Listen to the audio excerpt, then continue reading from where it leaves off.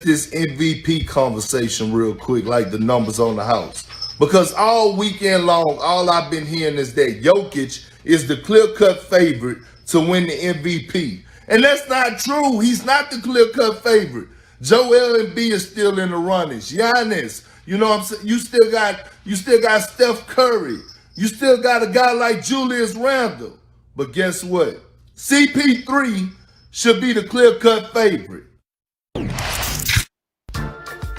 Welcome back to First Take, coming to you live from New York Seaport District, brought to you by Chase. Hour number 2. Let's go. Kendrick Perkins caused quite the storm online after posting that take on NBA MVP. According to Caesar Sportsbook, Nikola Jokic has the best odds to win MVP, followed by Joel Embiid.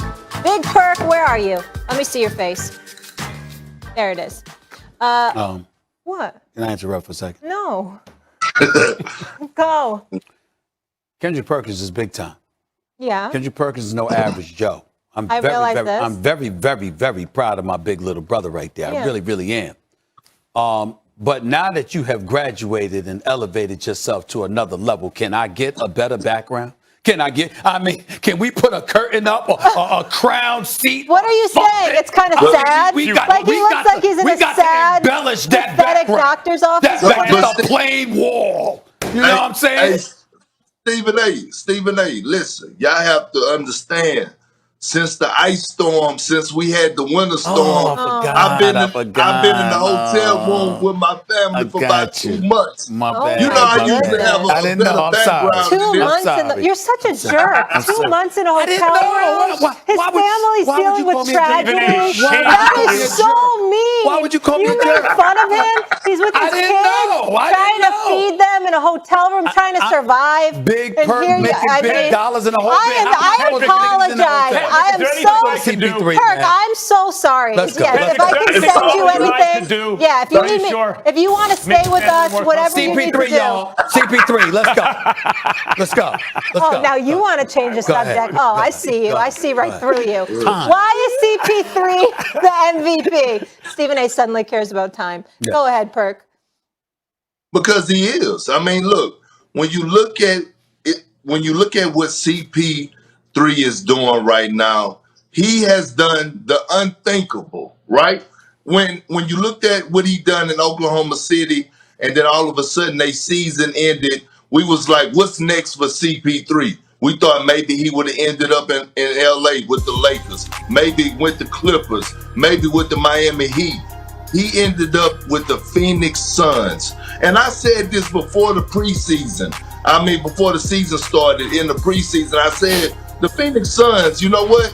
They're going to be a top 5 team in the Western Conference. You did. But I didn't know they were going to be the best team in the NBA. I mean, right now they're tied with the Utah Jazz for having the best record, and it's going to keep fluctuating, going back and forth. But when you look at it, the last time the Phoenix Suns, and I said this yesterday, and I'm going to say it again, the last time the Phoenix Suns had the best record in the NBA, someone off their team won the MVP.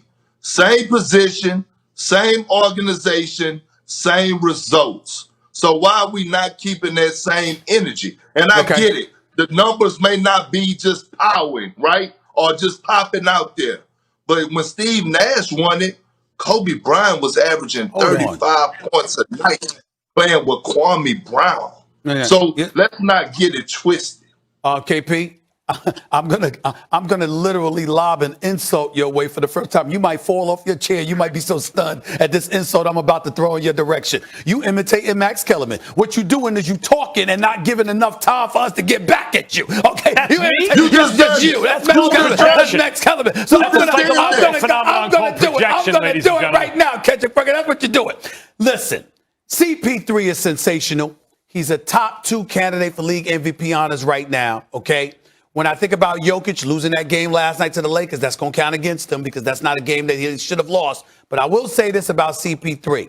Here's the challenge. Devin Booker is a star. Yeah. And because you have somebody on your team that's a star, that's playing like a star, that has a lot to do with the team's success, that can somewhat get in the way of somebody pointing the finger at CP3. I'm not saying it's definitive because I have a vote and I may vote for CP3. I'm telling you right now, he's right there. So I get where Kendrick Perkins is coming from. It's just that it's kind of hard. See, Jamal Murray went down. Yeah.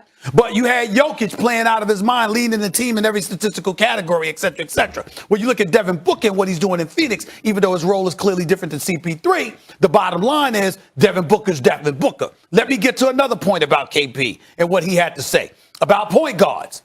So what we're seeing is that CP3, everywhere he goes, New Orleans, Clippers, OKC, Phoenix, they all better now that he's there. Can you say that about some other point guards who will remain nameless? Oh, no, my you God. can't. You don't know if you Yeah, can. we can. Are we going back to that? No, well, let me say this about Russell Westbrook. You go down year 1, 2, and 3 after KD leaves in the first round. You go to Houston, you lose in the second round. You in Washington, you're struggling to make the 10th spot in the playoff picture. Now, maybe that's not Russell Westbrook's fault. Maybe it's Sam Presti's fault in OKC. Maybe it's Scott Brooks' fault in Washington. Maybe it's Mike D'Antoni. It was Mike D'Antoni's fault in Houston. We don't know. All I'm saying is those are questions. And last point, years ago, Russell Westbrook dropped 43 points in Game 4 of an NBA Finals. 43. Yeah.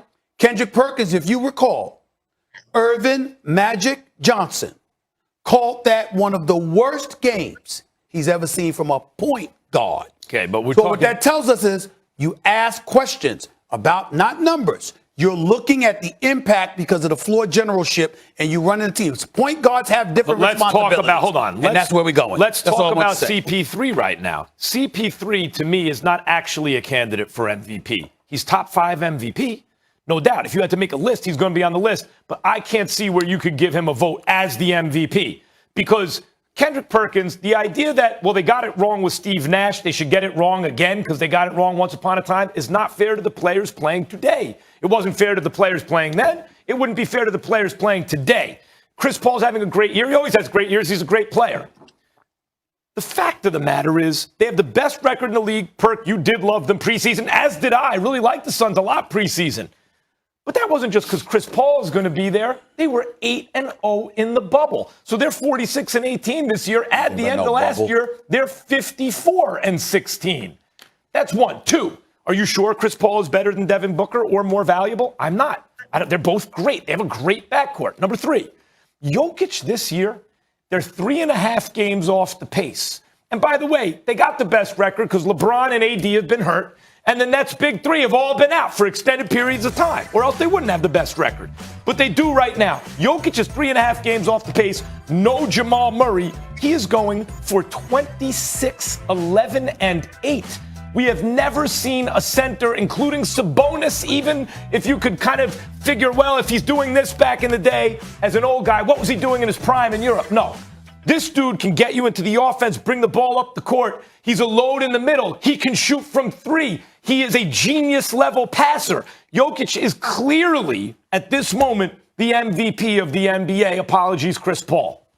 Well, I like how you added that 0.5 to the 11 rebounds because he's averaging 10.5 rebounds to make it 11 to make your argument that much better. I like how you did that. But look, here it is, though, Max. I think it's 10.9, actually, but I'll look. Okay, it's still, it ain't 11. 10.9 it's going to say 10. So at the end of the day, listen, here's the problem that I have. Here's the problem that I have when it comes down to CP3 and with Jokic, all right? We need to identify what is the criteria for the MVP award because I don't know no more, right? To me, I thought it was the player that comes to your team that impacts winning, that brings your team to another level. I'm not taking anything from Devin Booker, but if you go and look at Devin Booker's stats for the last 3 past years, his stats are still similar. They're the same. So, but you telling me you add a Chris Paul, a Devin Booker that has never been to the playoffs, you add CP3 to that team, and they make them one of the best teams, if not the best how team did they go 8-0 in the NBA. bubble? How did they go 8-0 in the bubble? I just want to know. Like, are we going to pretend that didn't happen? Can I answer that? Hold on, KP. Hold on, KP. You've been saying that. Let me educate you. We don't give a damn about the bubble. The reason why, time out, the reason why we don't give a damn about the bubble is because they had a 4.5-month layoff, and then they came back. Half the people didn't even want to be there. There was protests and riots. So the Lakers didn't win the championship? No, that's not the point. Oh. That's not what I'm saying. I'm talking about the regular season, the last 8 games of the regular season. We recognize it. I'm talking about as